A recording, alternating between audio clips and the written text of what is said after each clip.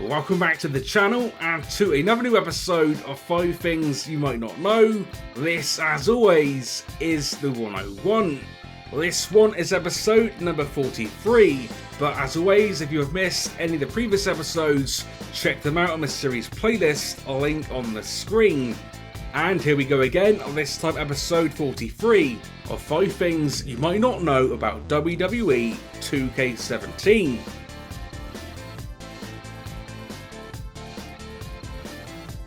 So let's kick this one off with a fun one with some alternative springboard table moments.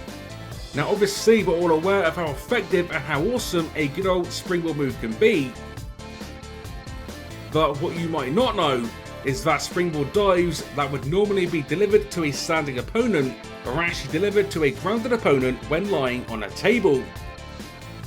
That is right, for whatever reason this is the case, which opens up the door to some different yet very cool moments.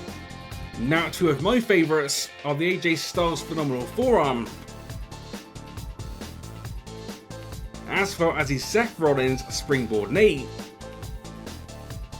I'm sure you would agree with me, these look pretty cool when delivered through a table. So whether it be as a regular move, a signature move or a finishing move, definitely consider giving one of these a go.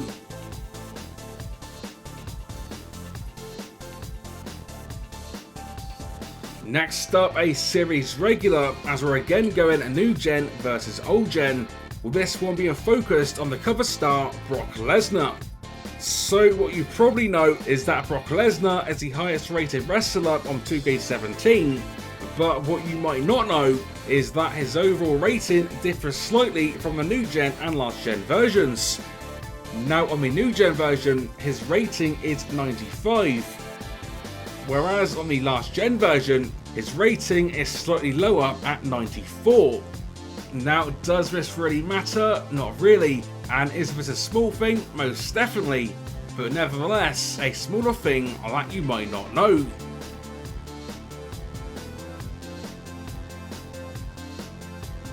From Brock Lesnar to the Dead Man. Yes, up next, we are talking about The Undertaker, and more specifically, one of his tattoos. Now, for those that don't know, under Undertaker's top, he has a tattoo which says BSK Pride. Now, even though the tattoo itself isn't a secret one, the thing that you might not know is what exactly does BSK stand for. Well, what you might not know is that BSK actually stands for the Bone Street Crew. Now, the Bone Street Crew was a locker room group that existed back in the 90s, consisting of several members. Those members included, obviously, Taker himself, Yokozuna, Rikishi, Savio Vega, Bryan Adams, Paul Bearer, Papa Shango, as well as Mideon. Now, as being part of the group, the majority would go on to get a tattoo to represent it, with Taker opting for the tattoo like we see today.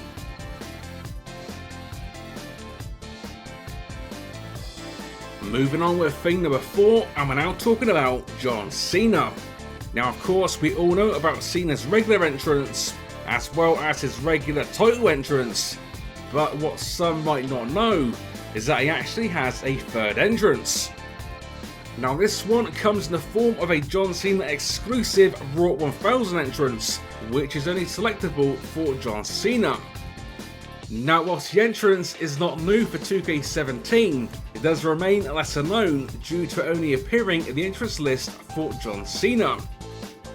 So if you are someone that plays as Cena quite often, this could definitely be a handy thing to know.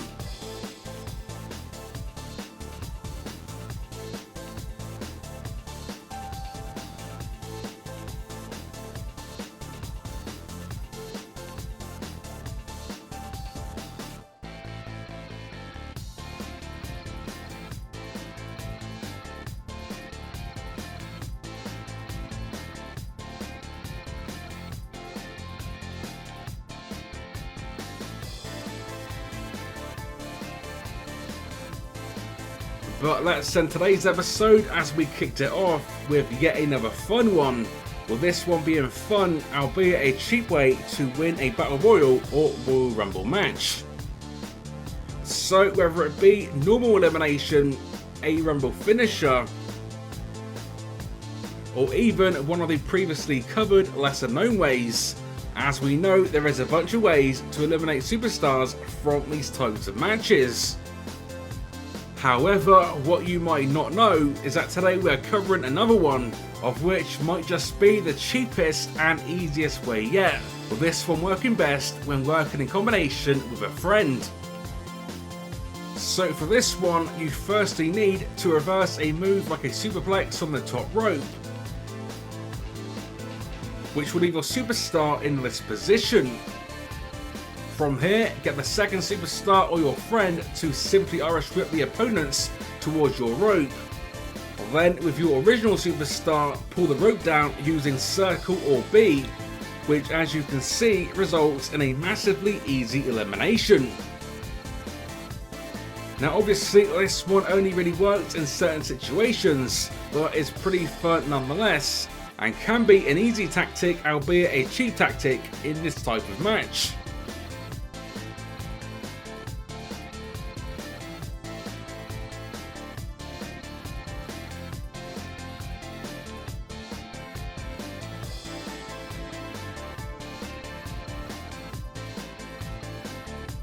It's also worth pointing out that this method also works as a way to get weapons in the Rumble, so when your superstar is on the apron, just get down as you normally would, which will then allow your superstar to either bring the steel steps or even a steel chair into the match, creating an almost extreme Royal Rumble.